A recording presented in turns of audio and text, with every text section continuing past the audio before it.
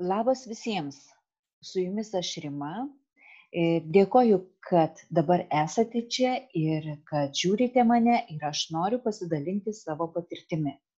Kaip ir kiekvienais metais, metų pabaigoje ir naujų metų pradžioje, dauguma pradedam kalbėti apie svajones, apie tikslus, apie planus, ką suplanuosime ateinantiems metams, apie ką svajosime, surašome tuos tikslus, tik ar pavyksta juos įgyvendinti.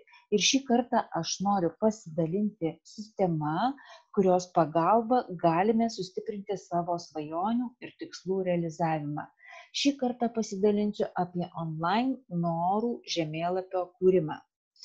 Prieš darydama savo online norų žemėlapį, aš domėjausi šiuo svajonių stiprinimo metodu, rinkau ir atsirinkau tai, kas man artima, kas man suvokiama. Na ir susikūriau savo norų žemėlapį, beje, jis jau veikia. Pasidalinsiu informaciją, kurią aš susidėliojau savo, darant būtent savo norų žemėlapį. Taigi, konstruokite savo ateitį online norų žemėlapio pagalba. Mes esame girdėję, kad dažnai naudojam pavadinimą tokį kaip norų koliažas ar svajonių koliažas, norų plakatas, laimės laikraštis, lobių žemėlapis, vizualizacija. Na, o aš šį metodą ar šią sistemą vadinu tiesiog norų žemėlapiu. Na ir kaip teisingai sukurti savo online norų žemėlapį? Iš tiesų, tai kiek aš prisimenu, anksčiau mes kurdavom savo tuos svajonių koliažus vadinamus, tiesiog nepagalvodami, neapgalvodami, spontaniškai ir na, netgi tai būdavo tos svajonės, bet jos nebūdavo susietos tiesiog su rimtom mintim, su rimtom mūsų svajonėm. Tai būdavo tiesiog gražūs paveikslėliai iš spalvotų žurnalų. Na ir kaip teisingai? Teisingiausia tai būtų tai, kad pirmiausia mes turim sąmoningai suprasti, kad mums to dalyko reikia, kad mums reikia būtent to norų žemėlapio. Dažnai mes darom tuos svajonių koliažus, ar kitaip tariant, norų žemėlapius, įtakoti kažkokių tai aplinkinių veiksmų, pavyzdžiui, sumotyvuoti kažkokių tai ar mentorių, ar savo komandos narių, ar rėmėjų, ar panašiai. Dažnai mes susimotyvuojam ir darysim čia savo tą norų žemėlapį, bet mes neapsvarstom labai konkrečiai, kas turi būti tame žemėlapyje. Na ir aišku, tai turim sąmoningai suprasti, kad tikrai mums to dalyko reikia. Kitas dalykas labai svarbus - pasirinkti dienas, kada pradėsime, nes reikia pradėti ir pabaigti, o ne taip, kad vieną mėnesį pradėjau, o kitą mėnesį pabaigsiu. Ir kitas dalykas - norių žemėlapio kūrimas turi teikti džiaugsmą ir pasitenkinimą. Turi tiesiog kaifuoti nuo to, kaip tu kuri savo norų žemėlapį. Tai tikrai labai svarbus dalykai. Na ir kada geriausia pradėti kurti tą norų žemėlapį? Iš tiesų tai yra daug rekomendacijų, bet pagrindinė tai turbūt yra ta, kad kai pajunti norą, kad esi pasiruošęs pradėti kurti tą norų žemėlapį, tada jį ir pradedi. Na ir yra tokios rekomendacijos, kad augančio mėnulio laikotarpis yra pats palankiausias nuo 1 dienos iki 3 jauno mėnulio dienų. Na, iš tiesų, tai aš pati savo norų žemėlapį būtent ir dariau jauno mėnulio pradžioje per 3 dienas. Vėlgi mūsų gimtadieniai gali būti, naujų metų šventės, religinės įvairiausios šventės, na arba tiesiog mūsų pasirinkimas. Bet svarbiausia diena konstruoti savo norų žemėlapį yra ta, kai norisi kurti. Jeigu, tarkim, yra diena, tarkim, jaunas tas mėnulis, kada jau mes galbūt ir pagalvom, kad tuomet mes pradėsim kurti savo norų žemėlapį, bet jeigu nėra mums to vadinamo ūpo, tokio kažkokio troškimo ar noro ar entuzijazmo, tai gal geriau tada net ir nepradėti. Tiesiog laukti to momento, kada atsiranda įkvėpimas ir troškimas susikurti tą norų žemėlapį. Rekomendacijos norų žemėlapiui, kokios sritys turėtų būti tame mūsų norų žemėlapyje apimtos. Nes norint konstruoti savo tą harmoningą ir laimingą gyvenimą, labai svarbu nustatyti norimo to tikslo, norimo vystymosi kryptį būtent visose minėtose srityse. Nes aš kiek pamenu savo ankstesnius ten svajonių koležus vadinamus, tai buvo, galbūt iš šitų sričių, tai gal apimtos kokios tik 2 ar 3 sritys. Bet iš tiesų harmoningam gyvenimui reikia tiesiog norų žemėlapiui apimti visas šias sritis. Ir sveikatą, ir šeimą, ir meilę, santykius, vaikus, kūrybiškumą, karjerą, šlovę, pripažinimą, turtus, išmintį, žinias, padėjėjus, gynėjus, ir keliones. Kokie yra norų žemėlapio gamybos būdai? Mūsų geriausiai žinomas, populiariausias, tai yra offline norų žemėlapio gamybos būdas, kuomet mes karpome iš spalvotų žurnalų, spalvotus paveiksliukus ir klijuojame juos ant vatmano popieriaus lapo. Po to mes kabiname ant sienos tą vatmano popieriaus lapą ir žiūrime, kaip mums pildosi mūsų svajonės ir tikslai. Gerai, kad mes pasikabiname kažkur tai ant sienos, kur matome nuolat savo tą norų žemėlapį, bet dažniausiai tai tikriausiai būna kur nors uždėta į kažkokį tai ar sulankstyta ir padėta kažkur tai į stalčių nepasiekiamoj vietoj. Ir kitas būdas, turbūt, sakyčiau, dabartinis būdas, tai online norų žemėlapio gamybos būdas, kurį mes kuriame kompiuteryje arba bet kuriame kitame mobiliajame įrenginyje. Kodėl online? Todėl, kad šis laikmetis mus privertė didesnę dalį laiko praleisti prie kompiuterių, internetiniai erdvėjai. Ir būtent todėl online žemėlapis, norų žemėlapis labiau greičiau mums prieinamas jį pasigaminti. Nes šiandien dienai, pavyzdžiui, kaip aš kūriau savo norų žemėlapį, aš neturiu jokių spalvotų, jokių laikraščių, ta prasme, jokių žurnalų, iš kur galėčiau iškirpti norimus paveikslėlius, o internetiniai erdvėjai paveikslėlių labai daug, kiek nori. Kitas dalykas, mūsų pačių asmeninės nuotraukos irgi yra mobiliuosiuose įrenginiuose, ar telefone, ar iPade, ar tame pačiame kompiuteryje. Todėl online norų žemėlapis, manau, šiai dienai yra pats lengviausias, paprasčiausias būdas pasidaryti savo norų žemėlapį. Online norų žemėlapio kūrimo instrukcijos yra paprastos ir aš pasirinkau būtent pagal Feng Shui ir šiame pavyzdyje aš naudoju Feng Shui sistemos Bagua kvadrato struktūrą. Galime naudoti bet kurią kitą mums patinkančią sistemą, nes iš tiesų tai pagal tą sistemą, pagal kurią mes susikursime patys, tai veiks geriausiai, nes mes patys suteikiame tam tikros energijos mūsų tam norų žemėlapiui. Bet ši pagal Feng Shui sistema greičiau, lengviau, paprasčiau susigaudai, kur ką dėti, kur kokį paveiksliuką klijuoti, kur ką užrašyti. Todėl aš pasirinkau būtent Feng Shui pavyzdį. Na ir ką reikia daryti? Pirmiausia, mes nusipiešiame kvadratą iš 9 dalių, tai sektorių, vat jis atrodys taip, yra 9 dalys. Toliau kiekvienam sektoriui apsirašome savo svajones, apie 3-4 svajones, norus ar tikslus. Pagal savo svajones ieškome nuotraukų ar paveikslėlių ir atkreipiame dėmesį į spalvas kiekviename sektoriuje.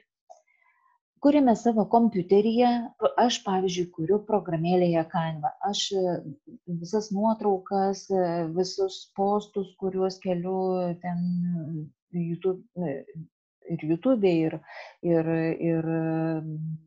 užsklandas darau ir Instagramo turinį paįvairinu būtent Canva programėlėje, redaguoju viską. Galima piešimo programėlėje arba tiesiog kokioje savo kitoje, kur mes mokame redaguoti ar kurti kažkokioje programėlėje, kur galime sudėlioti paveikslėlius.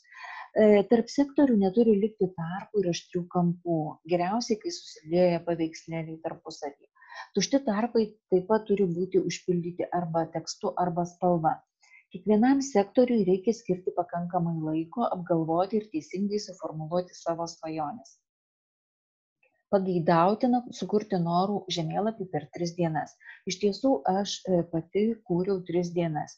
Pirmą dieną aš tiesiog susirašiau visus savo, pagal sektorius, visus svajonės, kiekvienam sektoriui po 10, daugmaž, ir paskui aš atrinkau 3-4 tokias pagrindinės, na ir kitą dieną aš rinkausi, ieškojausi paveikslėlius, na ir trečią dieną aš tiesiog viską sudėliojau, surašiau, aprašiau. Tai tikrai reikalauja laiko, tai tikrai užima laiko, bet tą dalyką reikia daryti su pasitenkinimu ir su džiaugsmu. Toliau, metų bėgyje keisti paveikslėlių nerekomenduojama, na ir savo norų žemėlapio niekam nerekomenduojama rodyti. Nebent jeigu mūsų norų žemėlapis yra ne mūsų asmeninis, o yra šeimos, pavyzdžiui, arba poros, vyro ir žmonos, tuomet tą norų žemėlapį mato šeima ir apie tai kalba, diskutuoja ir taip toliau. Bet aš dabar kalbu apie asmeninį norų žemėlapį. Na ir kaip ir minėjau, 9 yra dalys, 9 sritys, kurias mes turime užpildyti. Kvadratai, juos mes turime užpildyti. Taip, centre esame mes, turi būti mūsų nuotrauka, na ir čia yra eiliškumas, būtent pagal feng shui. Antroje vietoje turtas, 3 šlovė, 4 santuoka ir meilė, 5 šeima, 6 vaikai, 7 žinios, 8 karjera ir 9 kelionės. Apie kiekvieną iš šių kvadratų, apie kiekvieną iš šių aš esu padariusi skaidres ir ten yra labai daug teksto. Ir aš tiesiog noriu pasakyti, kad neskaitysiu to teksto, bet jūs, jeigu jums tai įdomu, jūs tiesiog sustabdysit šį video ir perskaitysit, persirašysit ar nusifotografuosit, jeigu jums tai bus aktualu. Na ir ką labai svarbu žinoti prieš darant savo norų žemėlapį. Žodis gimdo formą ir jausmą. Ką tai reiškia? Pirmiausia, tai kiekvienam sektoriui mes turim surašyti kuo galima daugiau svajonių ir norų. Kaip aš sakiau, iki 10. Toliau išsirinkti būtent prioritetinius, labiausiai trokštamus norus. Na, aš manau, kad mes tą norų koliažą, norų žemėlapį darom metams laiko. Gali būti metams, gali būti 2, bet, na, aš dariau metams. Na ir būtent išsirinkti prioritetinius tuos norus, kuriuos norėčiau, kad jie man išsipildytų šiais metais. Toliau aiškiai reikia surašyti esamuoju laiku būtent tuos 3-4 norus, kuriuos mes traukiame į savo norų žemėlapį. Juos užrašyti. Ir turi atsirasti jausmas. Būtent žiūrint į paveikslėlius, turim įjungti savo jausmą ir pajausti, ar mums patinka tai, ką mes programuojame, ar mums patinka tai, ką mes perkeliame savo mintį į paveikslėlius. Na, pavyzdžiui, paprastas pavyzdys. Aš sakau žodį lietus ir mes kiekvieną savo vaizduotėje matome arba lietaus lašus, arba apskritai lietų, smarkų lietų ir ką mes jaučiame. Vėlgi priklausomai kokioje mes klimatinėje juostoje gyvename.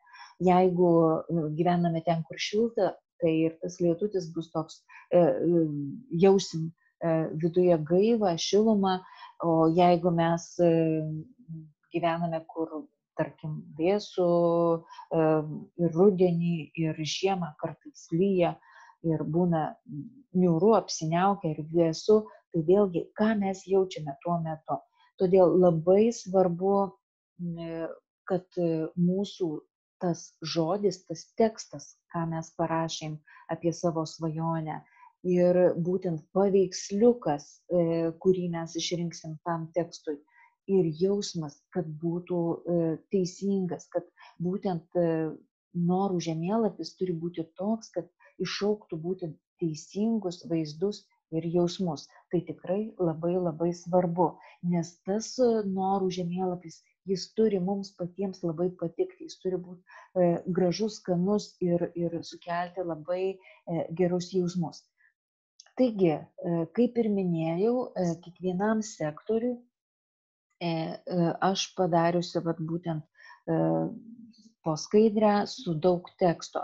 Jūs, jeigu jums tai aktualu, tiesiog sustabdote, pasirašote arba nusifotografuojate ir toliau darote savo koliažą. Pirmas aš. Antras sektorius tai yra turtas. Tai čia yra apie automobilius, jachtas, vilas, namus, butus, pinigus. Trečias šlovė. Tai, tarkim, mes einam raudonų kilimų pasiimti savo pergalingo apdovanojimo. Meilė ir santuoka.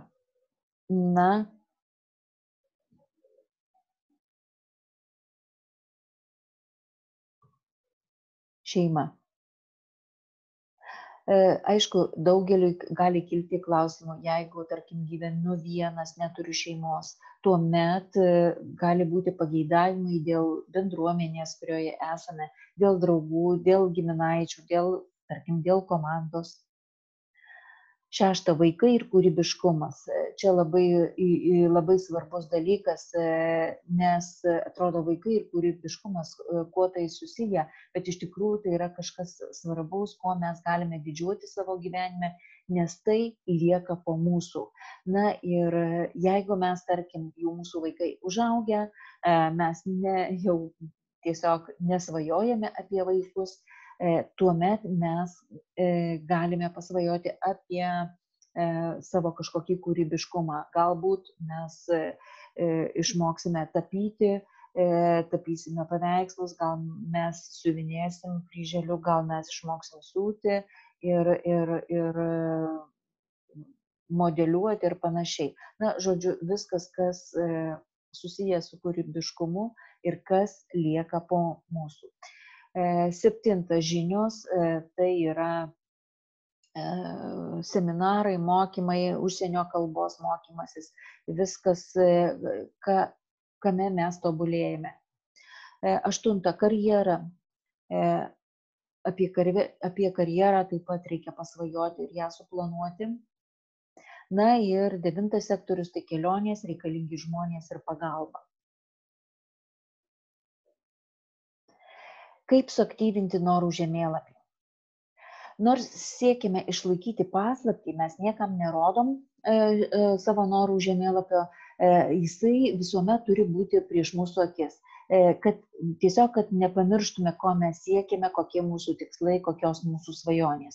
Na ir mūsų šiam produktui, šiam mūsų pastangų produktui raskime vietą, kurioje jį matytume kiekvieną dieną. Būtent dėl šios priežasties esant šiuolaikinėms technologijoms sukūrėme visą norų žemėlapį kompiuteryje ir tiesiog iškeliame jį ant savo darbalaukio. Aš iš tiesų padariau taip, aš kiekvieną rytą ar kiekvieną dieną, kada aš jungiu savo kompiuterį, aš matau savo norų žemėlapį. Aš pasižiūriu, paskaitau, pagalvoju, tiesiog stimuliuoju mintis ir pagalvoju apie tai. Jei siekiame, kad mūsų norų žemėlapis būtų ne vien tik motyvacija, bet nuoširdžiai tikime visatos geranoriškumu, mūsų pusiau magiškas objektas turi būti suaktyvintas. Ir kaip tai padaryti? Pavyzdžiui, įdedame mūsų mėgstamo šokolado ar saldainio paveiksliuką ir nueiname į parduotuvę ir nusipirkame būtent tokį šokoladą ar saldainį, koks įdėtas paveikslėlis mūsų norų žemėlapyje. Ir pasirodo, kad vienas noras jau įvykdytas, o tai reiškia, kad mechanizmas jau veikia. Visata nebus įsižeidusi dėl to, kad mes patys įvykdysim savo norus. Priešingai, ji tiesiog padės mums, nes matys, kad mes esam pasiruošę savo svajonių tikslų įgyvendinimui.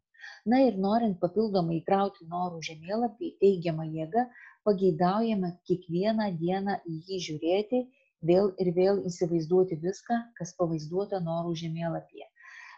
Kaip aš sakau, vizualizuoti labiau ir savo mintyse ir susijęti su tais paveikslėliais, ką mes matysim savo norų žemėlapyje. Taip pat prisiminkime, kad visata myli dėkingus žmonės, todėl kiekvieną dieną dėkokime sau ir visatai, tarsi visa, kas prasidėjo, jau įvyko. Be to, jeigu teisingai pradėjome savo šį norų žemėlapį, tuomet jau mes turime dėkingumo priežastį, net jei yra minimali, nes pirmasis noras, kad ir pats paprasčiausias, įvyko beveik iš karto, juk mes nusipirkome saldainį. Dėkokime už mūsų noro įgyvendinimą. Pasak Feng Shui teoretikų, visata nežino mūsų troškimų, kurie buvo išreikšti garsiai, bet jų interpretaciją suformulavo pasąmonė. Norų žemėlapis yra vizualizavimo teritorija, kuri leidžia aiškiai ir vizualiai atspindėti mūsų svajones.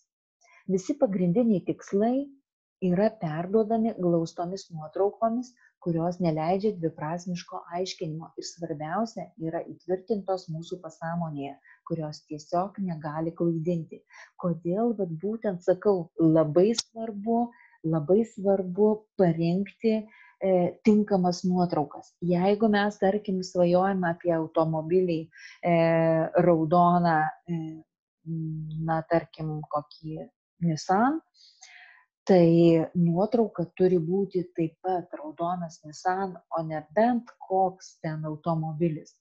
Nes mes tuomet įnešam dviprasmišką aiškinimą.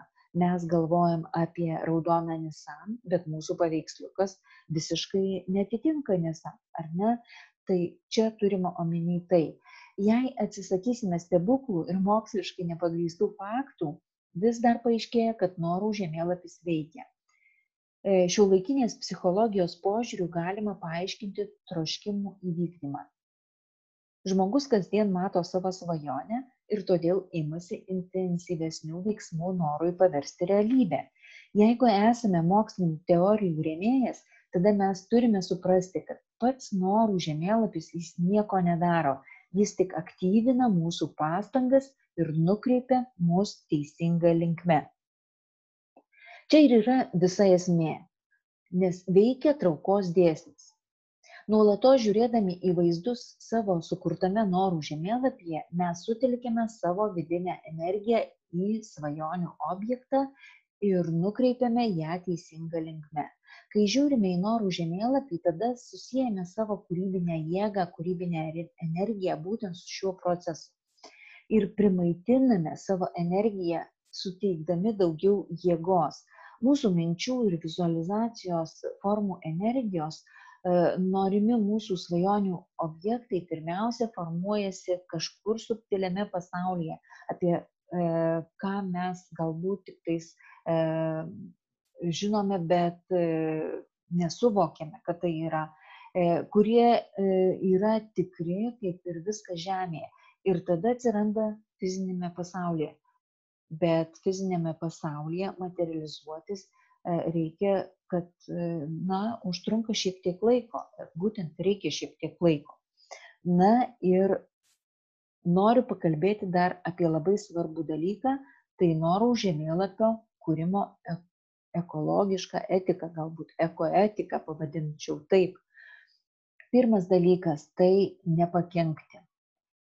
Negalima norėti to, kas pagal teisę negali mums priklausyti. Na, šioj vietoj aš galėčiau pasakyti, prisiminkim 10 Dievo įsakymų. Toliau, turi būti pažadas visatai. O ką aš dėl savo svajonių pasiruošusi padaryti? Koks mano indėlis bus į šį svajonių įgyvendinimą?